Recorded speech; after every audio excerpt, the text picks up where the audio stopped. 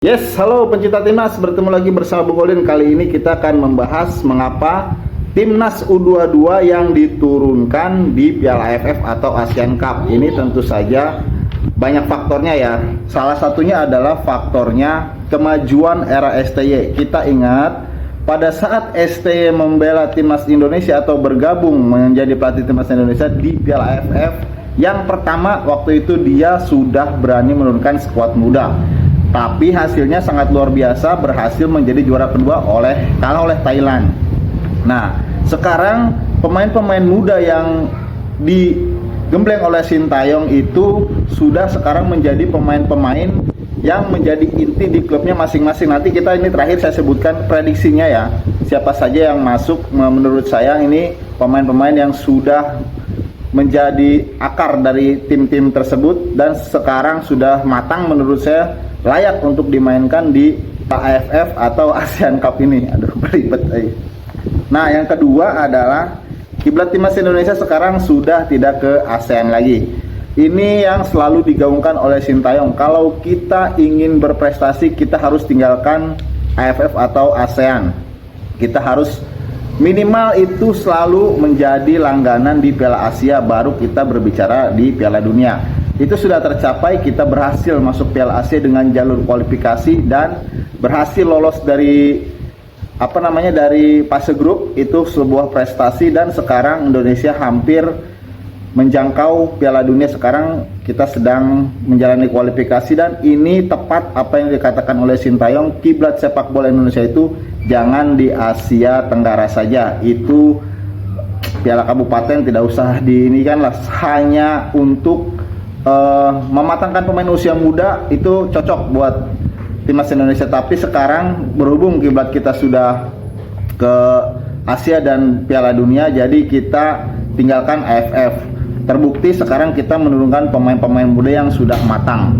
Kenapa sih AFF ini menjadi seperti tidak menarik sekarang ya? Ini tamparan keras menurut saya buat AFF, karena yang satu adalah tidak menjadi agenda FIFA. Jangankan pemain yang abroad ya, pemain lokal saja sekarang kita sulit untuk dilepas oleh klub, karena faktornya adalah kalau misalkan pemain nanti kena cedera, tidak ada yang bertanggung jawab. Beda dengan pagelaran atau kompetisi resmi yang dikeluarkan oleh FIFA. Kalau misalkan ada yang cedera, itu FIFA yang tanggung jawab. Tapi ini tidak, misalkan takutnya ada yang cedera hamstring, itu biayanya lumayan loh itu. Nanti yang tanggung jawab masa klub juga nggak bakal mau. Makanya tarik ulurnya itu di situ. Klub-klub tidak ingin melepas pemainnya untuk Piala AFF.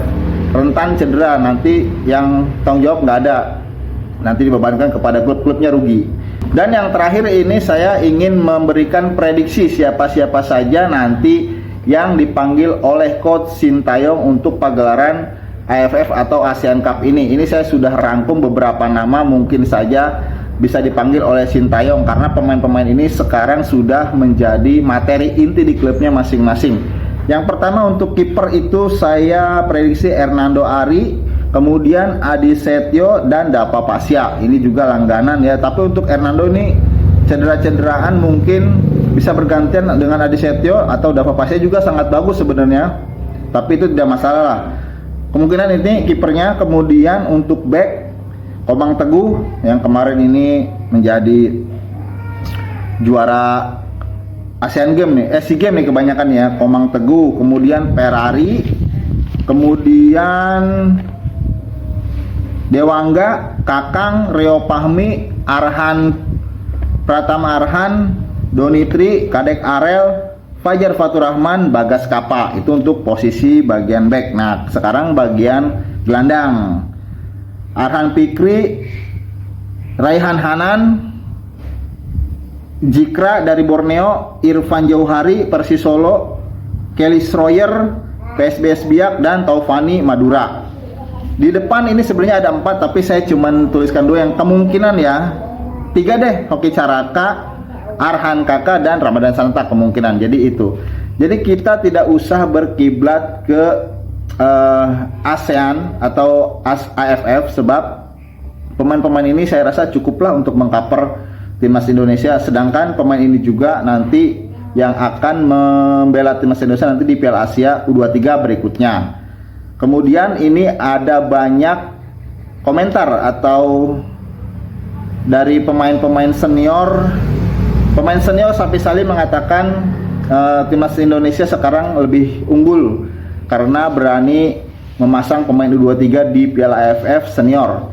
Dia juga sudah menggaungkan beberapa kali kepada FAM untuk meminta mengikuti timnas Indonesia menurunkan pemain muda, tapi nyatanya tidak didengar dan timnas Malaysia akan menurunkan pemain terbaiknya, pemain senior untuk Piala Ciki ini. Kemudian fans dari Thailand juga sama mengatakan bahwa malu dengan timnas Indonesia pada saat ini yang berani menurunkan pemain-pemain mudanya untuk Piala AFF di senior ini. Dia mengatakan bahwa Federasi Sepak Bola Thailand cemen, katanya gitu. Saya membaca dari artikel-artikel. Jadi apa? Kita masih ingat ya, tahun 2010 waktu itu timnas Indonesia berhasil mengalahkan Malaysia dengan skor telak 5-1 di pertandingan pertama. Kemudian entah bagaimana caranya Malaysia bisa masuk ke final dan bertemu dengan Indonesia. Yang notabene harusnya misalkan Indonesia tandang pertama itu kalah 3-1 ya. Sebenarnya itu mungkin permainan kalau menurut saya. Kalau menurut saya pribadi, tapi ini buktinya juga sebenarnya banyak sih. Ada telepon dari ketua PSSI kita yang lama, Indonesia suruh kalah gitu. Tapi kan itu cuma suara doang, tapi suaranya percis sama. Jadi dengan adanya seperti ini, mafia bola disebutnya ya, timnas Indonesia itu nggak pernah juara. Karena apa? Setiap masuk ke final biasanya selalu dijual dalam tanda kutip pertandingannya dan menguntungkan bandar judi lah disebutnya kayak gitu. Ini menurut asumsi saya ya. Jadi untuk AFF ini tidak usah diseriusin. Kalau misalkan untuk pematangan pemain muda, saya sangat setuju. Jadi apa yang dilakukan oleh PSSI dengan mendaftarkan pemain usia muda di AFF ini menurut saya langkahnya sudah tepat. Semoga targetnya bisa tercapai, STY masuk ke final katanya.